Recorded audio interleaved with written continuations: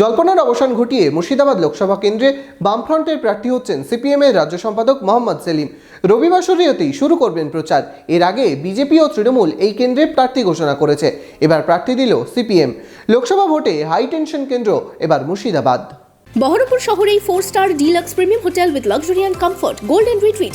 এখানেই জেলার একমাত্র ডিস্কোথেক, আছে রেস্টুরেন্ট, লাউঞ্জ বার, অত্যাধুনিক gym, spa, swimming pool, club মেম্বারশিপের সুযোগ। বহরমপুর শিল্প তালুকে গোল্ডেন রিট্রিট।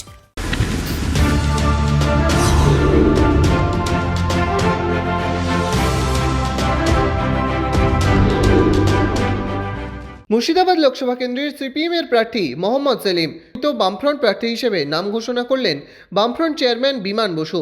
বামেদের নজরে ছিল মুর্শিদাবাদ লোকসভা আসন। শনিবার রাজ্য বামফ্রন্টের চেয়ারম্যান মুর্শিদাবাদ লোকসভা আসনের জন্য সিপিএমের প্রার্থী হিসেবে মোহাম্মদ সেলিমের নাম ঘোষণা করেন।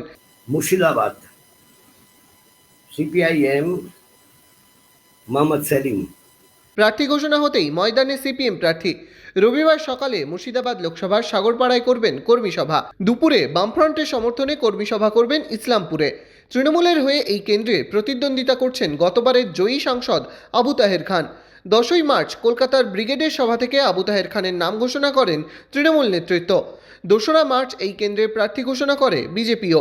বিজেপির টিকিটে দাঁড়িয়েছেন মুর্শিদাবাদের বিজেপি বিধায়ক গৌরীশঙ্কর ঘোষ। এবার কংগ্রেসের সমর্থনে সিপিএম প্রার্থী হিসেবে খোদ রাজ্য সম্পাদক মোহাম্মদ সেলিম মাঠে নামায় টানটান উত্তেজনা এই লোকসভা কেন্দ্রে।